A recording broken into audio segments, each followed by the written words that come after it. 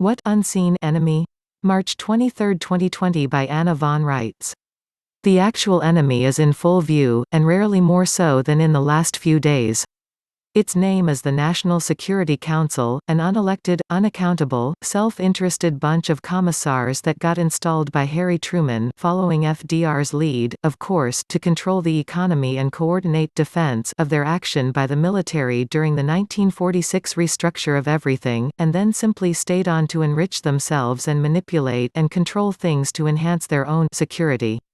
This was the same time period that saw the implementation of Bretton Woods, the Marshal Plan, and the adoption of two sets of bookkeeping known as double accrual accounting by the GAO, a system first popularized by Al Capone's bookkeeper. This is when the Municipal (IRS) joined the Territorial Internal Revenue Service effort to terrorize and pillage American businesses and working people. And you thought that Warren Buffett was just so smart? No. Like Rothschild, he's just so well informed and able to take advantage of that insider information to do insider trading. He knows what the economy is going to do and when to sell or buy what, because he is one of the commissars in charge of manipulating and controlling the flow of commodities including currency. He and Anna Tatlock, the British commissar in America, are enabled to take down whole industries and seize any public corporation as they just did with Microsoft, Kroger's, Walmart, Costco. How many businesses would ever choose to incorporate if the dumb clucks going into it knew that the government would thereafter own everything that they struggle and work for and build as a result of accepting a charter? If the business community really understood that and was given full disclosure, there wouldn't be a public corporation left in America. These cretins mean to control your access to food and water and damned near everything else you need to live, including information, so of course, there will have to be 10 days of darkness while they plug in their 5G control grid and take over the internet too and take over all 6 of the major media corporations. Welcome to the Soviet Union, all wrapped up in red, white, and blue. But if you want to know where all the evil is coming from, it's really not hidden from you. It's coming from the National Security Council in this country and from House of Wettin in Europe. These two-point sources work together to create 95% of the death and destruction and disease and misery in the world, and they are constantly stirring the pot to further enrich themselves. Most recently, they decided to take down the oil barons for a profit, similar to what they did when they took down the railroad barons in the 1920s and 30s. They are folding the oil industry and moving to control the electrical industry as the next new thing. Don't be surprised if all your greedy, incompetent, and corrupt hometown electrical cooperatives have new big corporate bosses from out of town, soon. And they will be even worse.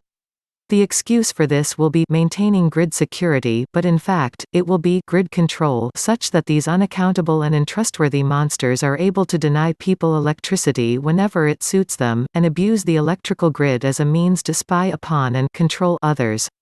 These are the grown-up versions of the horrible little kids you knew in grade school, the sneaky, selfish, unsporting, nasty little bullies and tattle-tales that hung around the edges and manipulated things so that others got in trouble, often for doing things that these little vermin planned. What we should do is just save ourselves a lot of trouble and get rid of them, arrest a couple hundred evil people at the top of the European and American food chains and be done.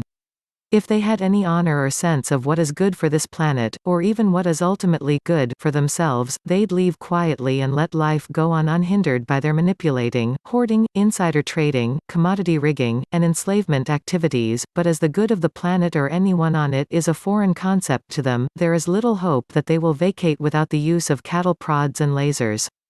Some of these characters really are inhabited by demons, just like in the Bible, and they can be very dangerous, not because of what they are, mere shells that look human, but because of the demons, ETs, whatever, that live inside of them.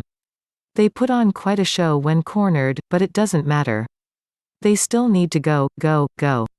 Obviously, anyone who would weaponize the common cold, that's what the coronavirus is more than 2 bricks short of a load, yet that is what they have done in the name of national security. And that is what we are suffering all this disruption over, a hyped-up version of the common cold. Obviously, 2, a British bug that was carried to China by a sergeant in the American military stationed at Fort Belvoir, a man who attended the World Games in Wuhan last October, is definitely not a Chinese virus, and the Chinese government is not responsible for its existence nor its release. Once again, for the brain dead and deaf, the British Pirbright Institute owns the patent on the novel coronavirus, aka weaponized common cold. It was funded by DARPA and the Bill and Melinda Gates Foundation, nobody else. It was carried to China, hopefully unwittingly, by an American serviceman stationed at Fort Belvoir, Patient 1. Now, that's the actual truth of the matter, and the president needs to be informed, so that he is, 1, no longer blaming it on China, 2, is playing with a full deck, and 3, has no plausible deniability for taking unjust actions predicated on misinformation. Warren Buffett and Ann Tatlock already dealt with Bill Gates by taking over Microsoft and sending him home to play Parcheesi, just as they dealt with GHWB and the oil industry, the same oil industry that was rewarded for murdering JFK and helping to pull off 9/11, and which is now being taken down and demonized by the perpetrators of it all. How the world works. The innocent and the patsies are blamed for everything. The National Security Council is headed up by the Vice President and includes an assassination committee that actually plans murders of Americans and others who don't agree with the policies set in place by the National Security Council, and who are deemed terrorists as a result. Although it should be obvious that men holding such powerful offices and abusing our public trust to such an outrageous extent, men sitting around manipulating entire industries and plotting murders and crooked bookkeeping systems behind closed doors, are the problem by definition, many Americans still aren't getting the drift of all this. We have crime bosses in control of a substitute government. These people are masquerading as your government, when in fact they are substituting their foreign subcontractor for your government. And the national security they are protecting is their own, not yours. They are in the process of seizing control of your very lives, and manipulating all the sectors of the economy upon which you depend: electricity, water, food, information, and they are telling you that this is necessary and for your own good. But look at what they are actually doing. They are making false claims against your interests and assets. They caused this virus problem, too. And they have been lying to you religiously since 1907. What they are proposing is just a re-working of the same old crap on a different day. Instead of using your labor to back their debt, they propose to use the gold and silver that is owed to you to back their debt, instead. And then, instead of harassing you with the IRS and completely outrageous claims to own the benefit of your labor, they propose to impose the mark of the beast, their very own bar code, and apply it to you, so that they can tax your ability to trade and barter. And that, dear children, is just another means to enslave and control what is not theirs to enslave or control. Time to kick every member of the National Security Council and their European bosses and the members of the Congress, right where it hurts them most. In their wallets. These people are crooks of a most dishonorable and duplicitous and destructive kind, people who pretend to stand for law and order but who are instead actively engaged in confident schemes on an unimaginable scale. Don't be gullible. Just as they never had any right to tax your labor, they have no right to tax your ability to trade. Just as they never had any right or excuse to shut down the railroads to promote oil, they have no right to shut down the oil industry to promote their control of electricity. Have you heard the words, screwed, glued, and tattooed? That's what we need to do to every politician in Washington, D.C., including the president. WWG1 WGA may be true, but where they are going, we don't want or need to go. They need to get the message shoved up their noses or their asses. It really doesn't matter which.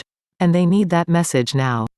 It's time for the territorial government to revenue our assets back to us. The revenue has to go all the way to the land jurisdiction and the American states and people that the assets actually belong to. Either that, or they and the members and lackeys of their National Security Council all stand exposed as nothing but common criminals and mercenaries engaged in piracy and other crimes on our shores, and all these activities are being taken against the best interests of their employers and in violation of the constitutions which allow their activities and offices to exist. Their job is to protect the electrical grid, not tax it, not control it, not weaponize it. They all need hear it loud and clear from 320 million angry and disgusted Americans. And not all of us are relatively powerless voters, some of us are electors and we are ready to spit, too. If, and it's a big if, there is actually any coronavirus emergency, that emergency has been caused by the Brits and our own federal subcontractors.